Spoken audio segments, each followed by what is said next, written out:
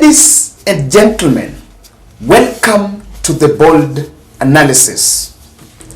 I bumped on this soundbite of David Murathe, the former Jubilee chairperson, and he was answering queries or was answering a question about Uhuru Rigathi relationship, and also telling the country about JB Muturi's relationship with Uhuru Kenyatta.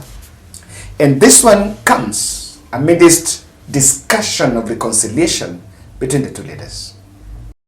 Rigathi has never been Uhuru's PA, and people should debunk this theory. Rigathi was a special DO of Moi. When Uhuru went to local government, he found Rigathi there. Alright? He was a civil servant attached to that ministry where Uhuru becomes the minister. So you walk in and you find the establishment.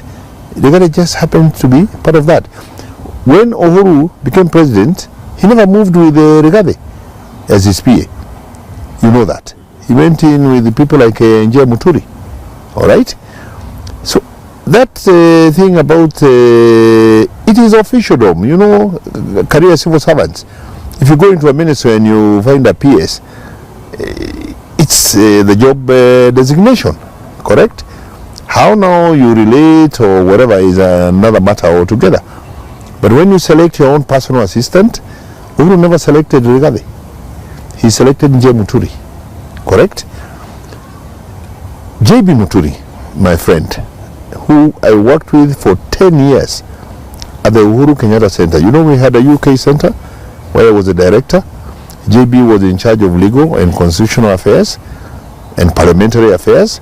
The motions, the bills for parliament were being done by JB. If there is somebody who has really stabbed Uhuru in the back, is JB.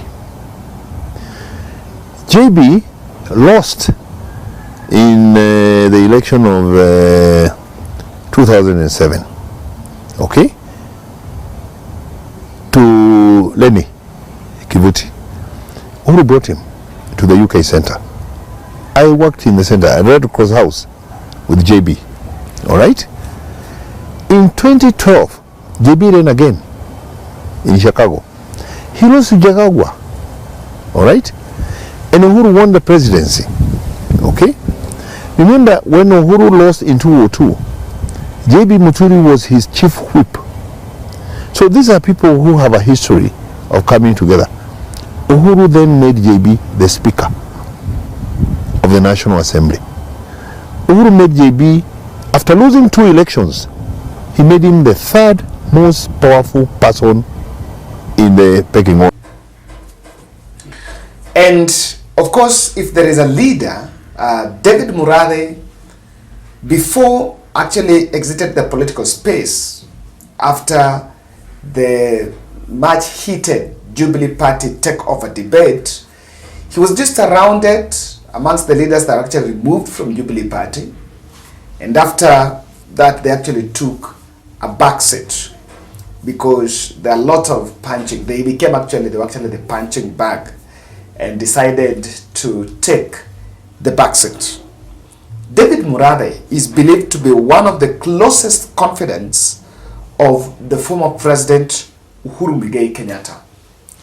And if you want to define Uhuru Nation, there is no way you can define Uhuru Nation without mentioning David Murathe. So that is someone that has been that is a key political figure during Uhuru Kenyatta reign. Ladies and gentlemen, I want us to look at that soundbite and just draw quick observations, or rather just quick revelations from that soundbite. Then from that, I'm also going to explain about something that I've really been asked about whether Uhuru is going to Mount Kenya or not. Now, From that soundbite, is debunking a lie that has been said for long. And I remember during the campaign trail, the Deputy President Rigathi Gachagua explained and was telling supporters that is the person that made Uhuru Kenyatta who he is. That lie has been said for quite so long, and that David Murathe is debunking it. That Rigathi never helped Uhuru Kenyatta. He was never Uhuru's right-hand man, as many would actually want to tell the country. Now, one bit I like is those surrounding William Ruto actually is confirming what I've been saying here. That those surrounding William Ruto are just Uhuru Kenyatta betrayers, and launched and made their political name under the shadow of Uhuru Kenyatta.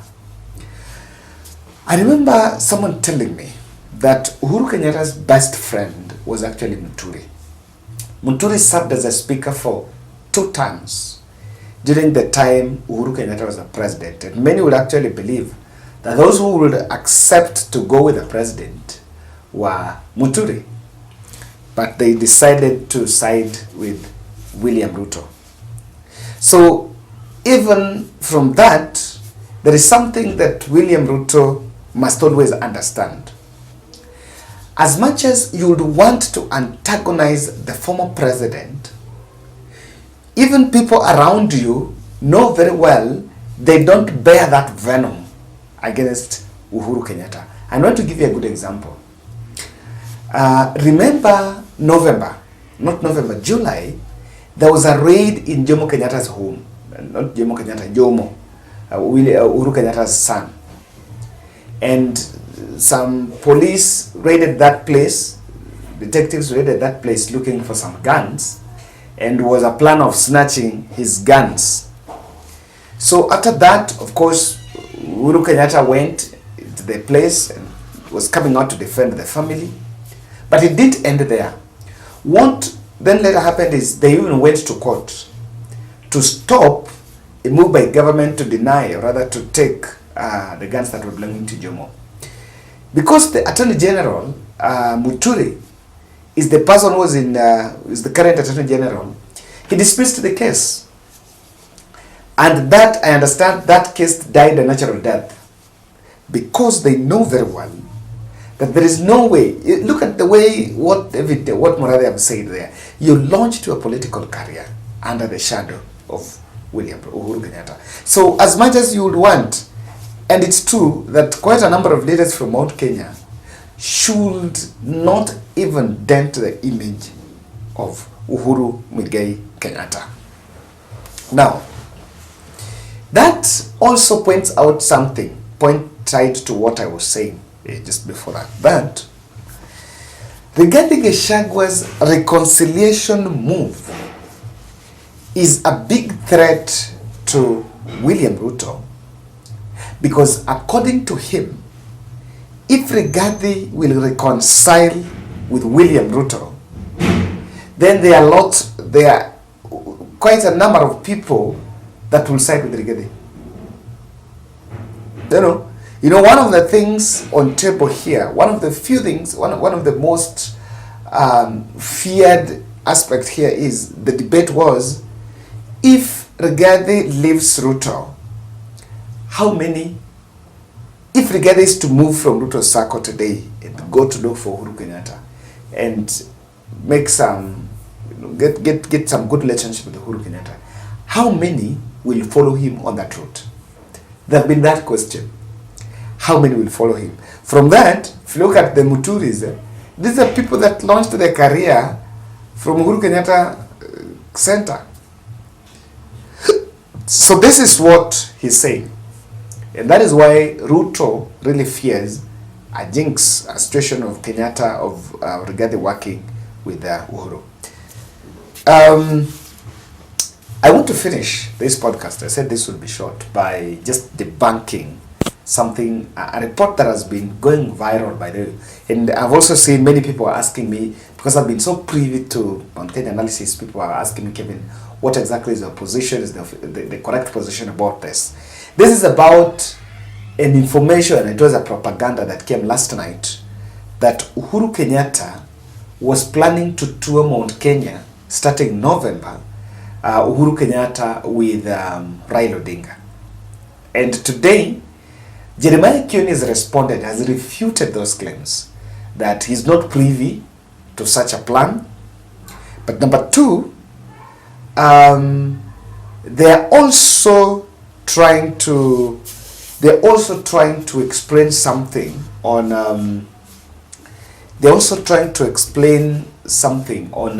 they reached out to Uhuru Kenyatta, a communication officer, and has been emerging very clearly that they have not denied or refuted the claims. Now, in my next podcast, I want you to make sure don't miss, because I'm going to revisit that exclusively so that I explain in details what was behind that rumor. And those who came up with that information, or what was their objective, what were they testing, and what's the outcome. I think I will have to look at that, because I've realized quite a number of people are asking me, Kevin, what about this? You've not commented about it. What do you think about it? I'm going to just put up my next video around the same. Thank you.